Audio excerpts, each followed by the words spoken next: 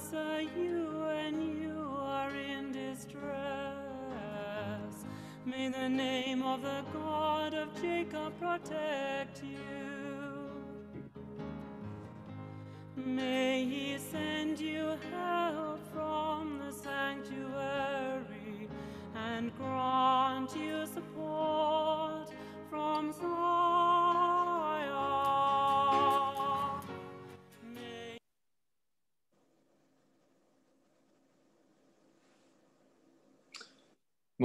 Morning, everyone.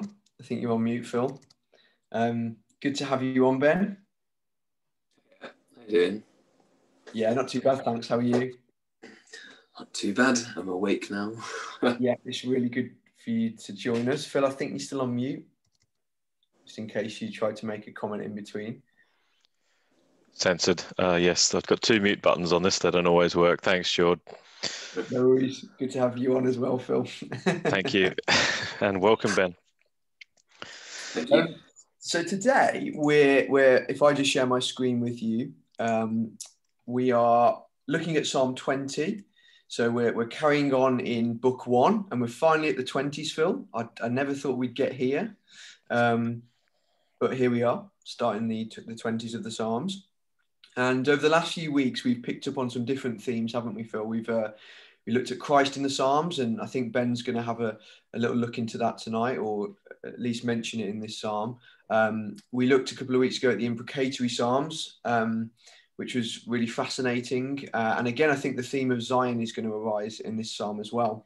So it's interesting because the last psalm that we looked at in 19 was all about, the heavens declare the glory of God, and looking at God's word and what it can do for you and how it can change you. So it'd be interesting to see how this psalm sort of follows on from that, Phil. That's right, yeah. Although they're not in sequence, are they, George? They've been put in a specific order, and sometimes they've flowed on. So it'd be great to see what Ben highlights from this particular psalm.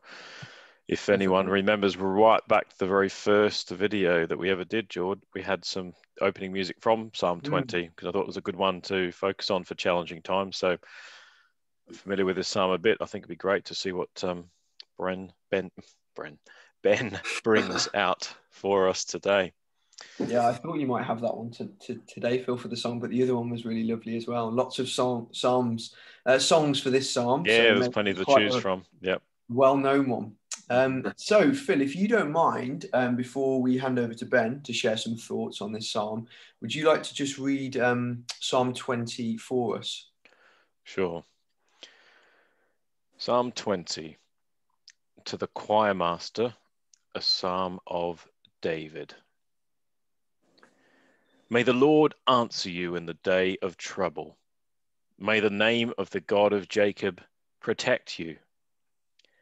May he send you help from the sanctuary and give you support from Zion. May he remember all your offerings and regard with favor your burnt sacrifices. Selah. May he grant you your heart's desire and fulfill all your plans.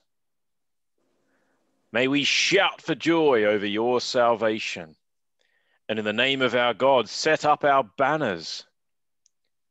May the Lord fulfill all your petitions. Now I know that the Lord saves his anointed. He will answer him from his holy heaven with the saving might of his right hand. Some trust in chariots and some in horses, but we trust in the name of the Lord our God. They collapse and fall, but we rise and stand upright. O Lord, save the King. May he answer us when we call. Thanks, Phil. Well done on getting the psalm title right as well. You remember those sessions from Clever? Yeah, you didn't have the bold and italics. It was a little bit trickier in this one, George. I know. You're getting a lot better though, so I thought I'd test you. So a lot more, a very positive psalm, one of David again calling to God. So Ben, where does this psalm sort of begin? Well, it begins in verse 1, Jordan. Well, first of all, just before we get into that, my version's the New King James, of course, so it's going to be ever so slightly textually different in the English, but we're talking about the same thing overall, of course. So this psalm, if you look at it as a whole, which I think is always obviously important to do, it's one about asking for God's help. In verse 6 specifically, we also have what you mentioned briefly earlier about messianic psalm, which is what we talk about, pointing forward to Jesus. Mm-hmm. I wasn't going to focus too much on that because I think you've got another video that talks about that. But yep. If you look at the word anointed in the ESV, that's the word Messiah, which you might recognize as talking about Christ as in the anointed priest, the anointed king who will come. So that's something fascinating to look at, but I wasn't planning on specifically focusing on that this morning or today. So the first 3 verses of this psalm, if we look at them kind of as a chunk by themselves, they talk about how God will answer you in the day of trouble. So that's at the start of verse 1. And as a whole, that's sort of, that's the summary of the whole psalm. That's what it's all about. So to trust in God means that you believe he will save you. So to trust in him without faltering. And a good example of this, kind of the go-to example, if you like, in the Bible is Romans 4 verse 20. So I'll just turn that up really quickly and read it, because I think you've also focused on Romans 4 before as well. Yeah, we looked at it a little bit last time with Abraham's, how God accredited him as righteous, even though it necessarily wasn't what Abraham did. It was because of his trust in God. So yeah. Yeah, and obviously that's the whole theme of this. So you've got Abraham who's left and he's believed that everything that God's promised him will happen. So that's the context. And it says, Romans 4 verse 20, he did not waver at the promise of God through unbelief, but was strengthened in faith, giving glory to God. Verse 21, being fully convinced that what he'd promised he was able to perform. Yeah, that is a really powerful example. And although we consider it many times, so do the writers in the New Testament, don't they, George? Abraham's referred to many times and as that great example of faith. And as you point out here, Ben, a good one for us to consider, not wavering. I mean, that's a real powerful thing, that he must have been a real strong believer in God, that although he had his challenges, didn't he, going into Egypt and being tested with being asked to sacrifice his son, that strong faith is something really important for us all to learn from. Quite amazing as well that he was quite an old man in a sense when he came to God, and how he still had this unwavering trust and faith in God, even though he'd sort of lived most of his life not believing in God, and now he'd got this change of way. So yeah, it's helpful, isn't it, to think about when we're looking at these psalms about trust and thinking about, well, what's our trust like in God? And that's really helpful to sort of see. So go on, Phil. I was going to say, so tell us, Ben, a bit more of where the psalm goes next. Yeah, of course. So I hope it doesn't seem too much of a diversion to have gone to Romans, just kind of an example of how someone shows their faith, like a practical example of it, so you can see it. So we're still in Psalm 20. As with Abraham and David, if you've gone through all of David's Psalms, of which this is one, and everyone, there always comes times when someone's scared, or they're lonely, or they feel upset about something, all sorts of negative things, bad things, etc. And I don't think the idea of faith is necessarily that it eliminates those feelings from a human being entirely, but it does overcome them. So it is stronger than them. That's kind of the point of faith, if you like. You can still, there'll always be occasions when you're scared, or something's bad going on inside you, if you like. Mm-hmm. But faith is always has the potential to be stronger than that. And I think that's what we see with Abraham, with David throughout all his Psalms and through his life. So for example, if I was to not believe that God could save me from, whatever the threat is, internal or external or anything, then it betrays the fact that I don't trust him to do what's right for me. So if I don't trust him, or if I don't have faith in him, if you like, think about it that way, then why would God save me? What do I put in? I have no trust, if you like. Mm. That's it. If we're not trusting in him, what are we trusting in, isn't it? Yeah, exactly. So I think a great example, which I looked at a little while ago at another meeting, as an example of somebody asking God to save them, comes in Daniel chapter 3. So you may be familiar with the story. It's reasonably well known, but it doesn't matter either way. So we're in Babylon, and so the Jews have been taken captive into Babylon, and the king Nebuchadnezzar makes this massive image, idol, if you like, that he tells everyone that they have to bow down and worship to. And then there's three men who were referred to as Daniel's three friends, which is a tongue twister, so I'll probably mess it up a couple of times. So we have these three people who refuse to bow down, and they're the only three. And as a consequence, the king, Nebuchadnezzar, says he's going to throw them into this massive fiery furnace as kind of to execute them. Mm. So that's the context of that. But if we look at verses 17 and 18 of Daniel chapter 3, that's where we can read their words, like their reply to the king, after he tells them that unless they bow down, they're going to be executed.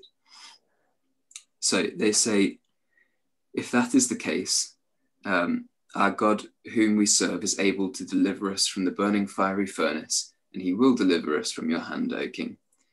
But if not, let it be known to you, O king, that we do not serve your gods, nor will we worship the gold image which you've set up. So you can see here that they don't command God to save them. They don't act in his place, if you like. They don't trust in themselves and kind of their own, how much good people they are, if you like, even though they were by the looks of it. Mm. Instead, they just say God is able to deliver us. And then by contrast, in the start of verse 18, they also say, but if not, so he might not, and he might.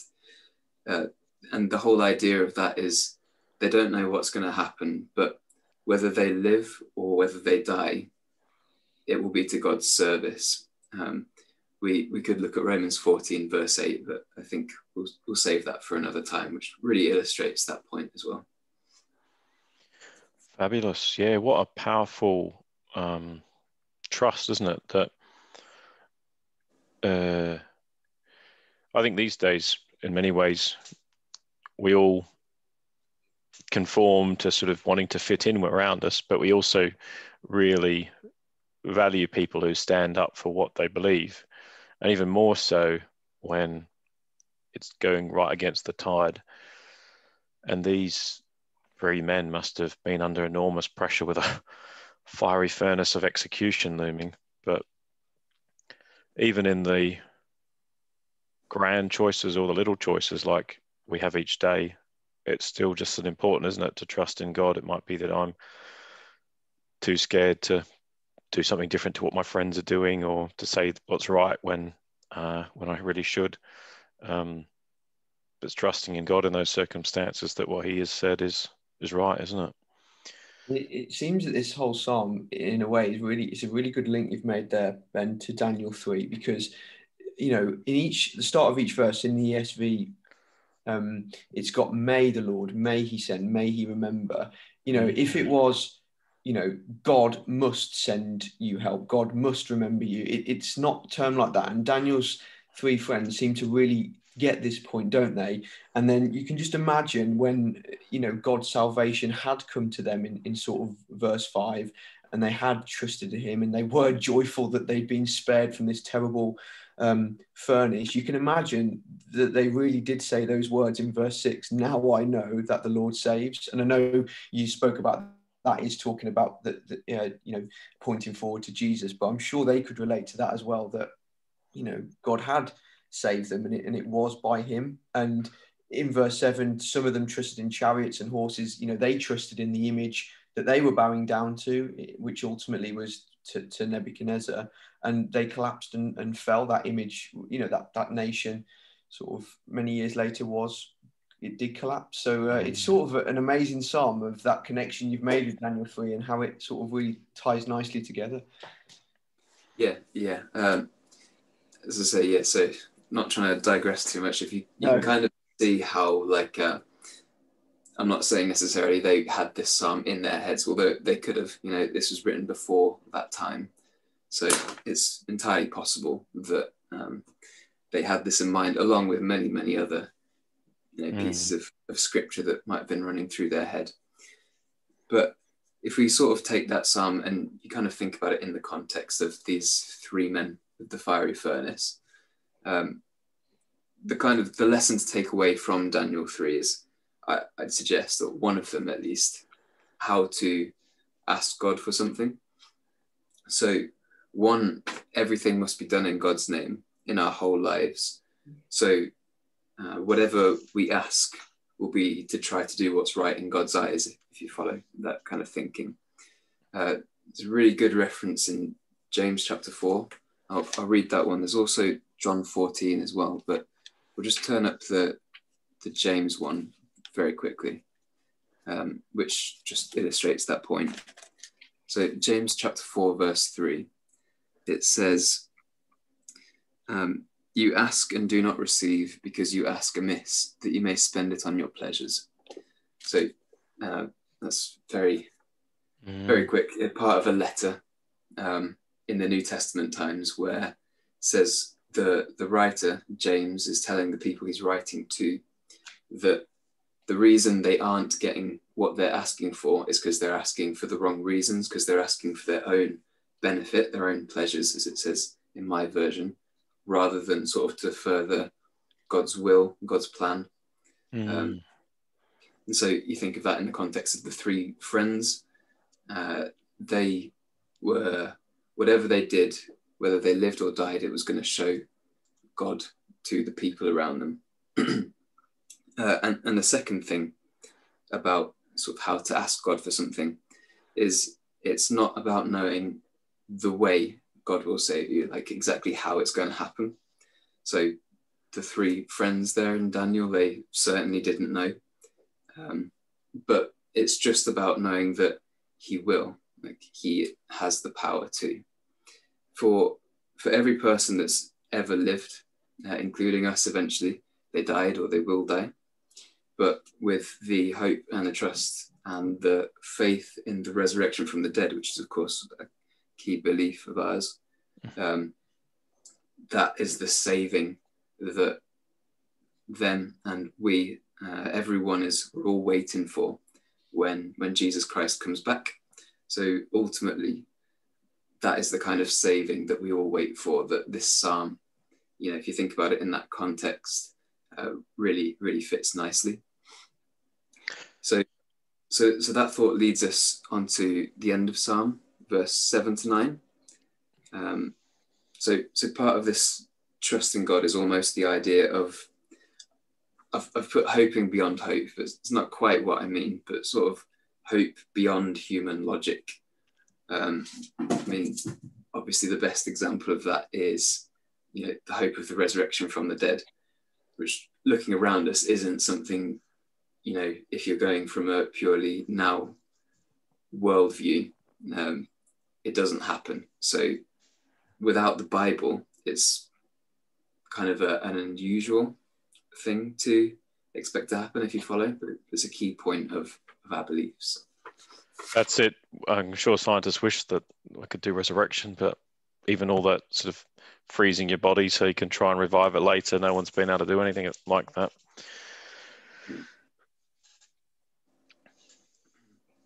Yeah, definitely. And so where does this trust go on within this latter part of the Psalm, Ben? Yeah.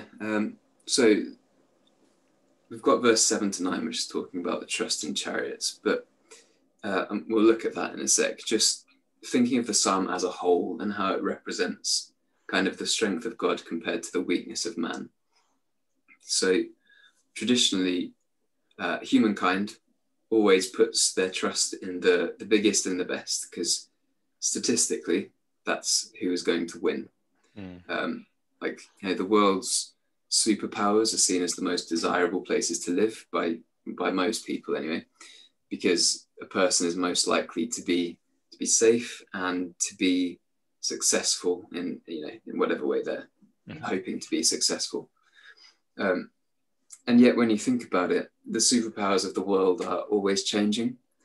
So currently, I would make the assumption that the majority of what's going on in the world revolves around either America, the US, or China.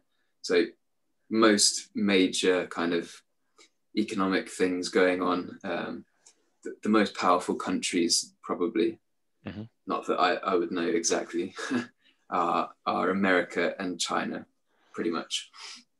Then if we go back a few years, 40, 50 years, the Cold War, we've got the Soviet Union, which held a lot of the cards, doesn't exist anymore. And then you only have to go back about just over 100 years, and you have the British Empire, which ruled a quarter of the surface land area of the earth.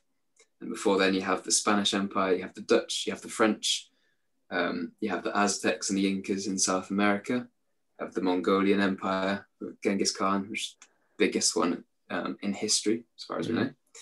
You have the Turkish Islamic empires and the Chinese ones, the Romans, the Greeks, the Persians, the Babylonians, the Egyptians.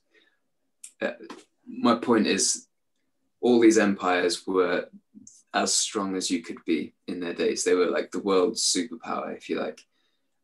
And yet none of them exist anymore. They've all gone. Like, there are remnants of them, perhaps, but as sort of mighty world-ruling empires, there's nothing left of them. And kind of, if we think about that context and we look at Psalm 20 like that, it shows us that what God promises us, as verse 7 and 8 shows, which we're coming on to that now, is that his strength is so much higher than the strength of our strength, you know, of humans. And it's so far beyond the trust in chariots and horses, as it says there. So God is always capable of saving us, no matter how dire the situation might seem to us at the time. So we believe in the resurrection from the dead, as we've just thought about. And if we believe that, we know that no situation at all can ever be outside God's reach. Wow, yeah, such a huge concept, from the macroeconomic geopolitical politics right down to our own little daily decisions. So I'm thinking about the chariots and horses back in David's time. They're probably the best sort of weapons you could have, isn't it, on your army? If you've got horses and chariots, a lot easier than sort of foot soldiers with a few swords and spears. You naturally would want to trust in those sort of refined weapons, because that would be the big threat to your nation. But that's what we're told not to trust in here, because in the end, as you've pointed out, that's not the ultimate thing. So even if Shadrach and Meshach and Abednego, those three friends, had some horses and chariots, it's not really going to be helpful to them. Yeah, but I'm sure that's anything today, isn't it? It's not just about horses and chariots, as you've pointed out. The trust could be in anything that we believe is going to be more important than God. Yeah, exactly. I think that really puts it in perspective as well for us, doesn't it? That, you know, for Shadrach, with hindsight, we look back at that and say, oh, what amazing faith. But you can imagine if you were actually those three men, or you were David in these positions when all those enemies and Saul were against him, like you were saying, both of you, that's a really terrifying thing. And we might not have those things, like you said, Phil, today, but you know, we've got this virus at the moment. There's lots of different things that seem uncertain. And like you've been bringing out, Ben, that the sort of big theme of the psalm is, you know, some trust in these things, but we will trust in God, and God can give us, as you said, this amazing hope. Even though we still have fear, we still have sadness, we still have worries, but having this trust in God can help with those things, can't it? We've had that theme of resurrection a few times, haven't we, George? I remember with John in Psalm 16, we looked at resurrection a lot, and also at the end of Psalm 17 about awaking in God's likeness. So I'm sure maybe we could have a session on resurrection in the future to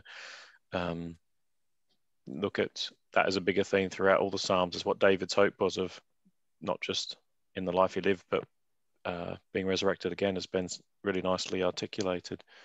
Yeah. So you got one last theme then, Ben, for us? Yeah. Just one sort of last thing to pick up from the Psalms, from this Psalm. Sorry. So, verse 1 in my New King James, it says, "May the Lord answer you in the day of trouble. May the name of the God of Jacob defend you," or protect you, as it says in the ESV you've got up there. So I have a marginal note in verse 1, so just a little note next to the word defend, or it would be protect in the ESV, which says that the Hebrew for that phrase literally says, "May the name of the God of Jacob set you on high." So you can see how that's been translated to mean protect and defend, that kind of thing. So there's also in verse 2, there's this reference to Zion. And I've seen that you've looked at Zion before, so I won't go too much into that. But for example, we could have looked at 1 Kings chapter 9, verse 3, which is one of many references which describes Zion as the place where God's name is. So it's, of course, as you've looked at, it's the mountain that Jerusalem is located on. And symbolically, therefore, where God's name is in Jerusalem, on this mountain. So it's on a mountain, and it's high up, and you get that kind of theme with Zion all the way through. Well, it mostly comes up in Psalms, the word Zion, but it's kind of the symmetry, the symbolism, not symmetry, of being high up on a mountain, if you like. And in verse 3, you also have this reference to sacrifices, which is, as far as I understand it, at least, it's kind of offering something up to God, like the aromas, not symbolically, of course, but it's still, we have this symbolism of up, and as we'll look at in a sec, and down, and the contrast between the two. So God is above and we are below. And it's not possible for a person, a human, to make themselves high up, if you like, in God's eyes. We can't put ourselves on the same level as God through our own strength. We're mortal, we're impure, and from that idea, which runs all the way through the Bible, none of us can be anything in God's eyes through our own strength. However, as we'll see in a sec, by humbling ourselves, or you can think of the word humbling as kind of making yourself low, or thinking not much of yourself, seeing yourself for what you are, not putting your trust in yourself, that kind of thing. And we do that by asking for God's help and admitting that we can't save ourselves and serve him. That's how we show our humility. And then God can lift us up. So it's not our strength that puts ourselves up on high, but it's actually admitting that we're not strong. And that's what God asks us to do. And then he lifts us up. We could think about the idea of baptism. That's the whole point of repentance and seeing that you're a sinner. And from that, because of your admission of that, symbolically we're washed clean, but for another time, I think. So we see that theme in this psalm. So God saves out of Zion. So that's in verse 1 and 2, that kind of thing. So he saves from somewhere high up because you were offering sacrifices, as in you were lower down, offering something up to him. And then verse 8, which we have finally got to, I said we were going to, you have, they have bowed down and fallen. So they, if you look at verse 7, is talking about those who trust in chariots and horses. So they've bowed down and fallen. That's just, it means they've been defeated, probably symbolically in battle, but that doesn't matter too much for the moment. So they've fallen down, but we, so if you look at the parallelism from verse 7 and verse 8 as well, so it's talking about the we will remember the Lord, the name of the Lord our God. Mm-hmm. We have risen and stand upright. And we've been lifted up, if you like, because as this whole psalm was about, it's not how we've saved ourselves, it's how God has saved us. Mm-hmm. So we've risen and we stand upright now, but only because God has saved us, which is what it says in verse 6 of the psalm. Wow, that's really unlocked a lot of that for us, Ben. I think you've articulated that really well.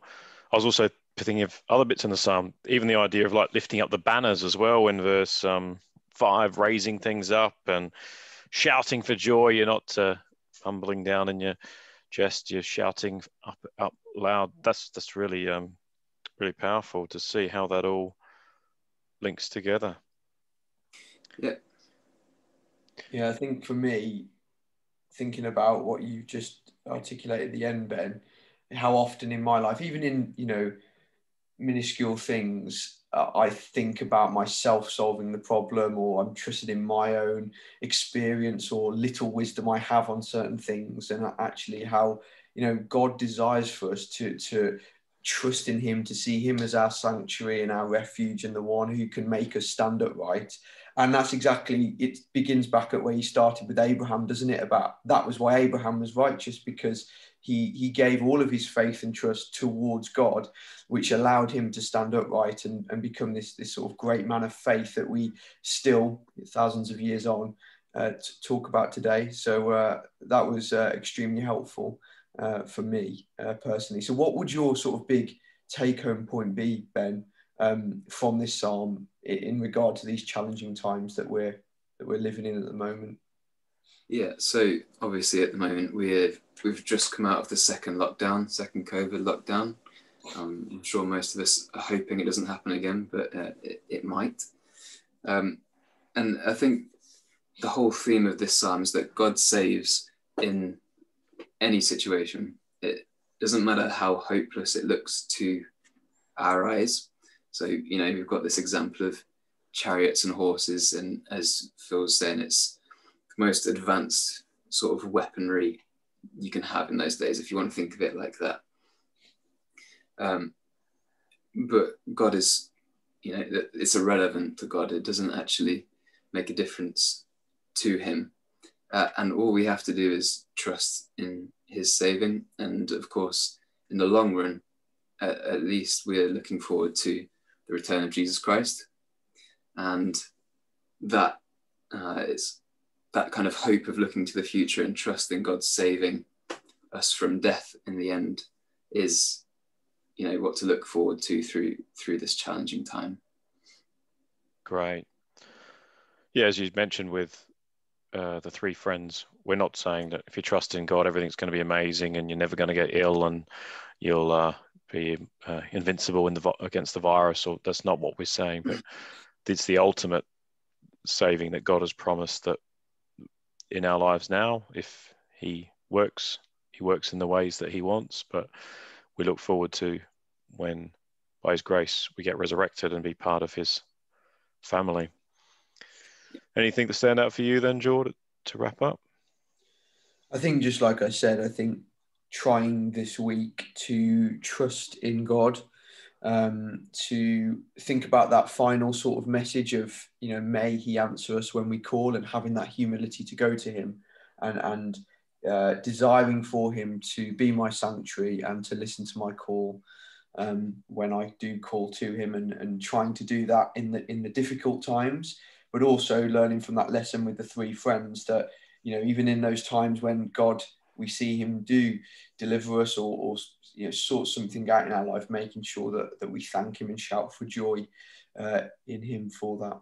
So yeah, thanks Ben for those thoughts. That was really encouraging. Absolutely. And thank you for coming on, and thank you for everyone who's been watching today.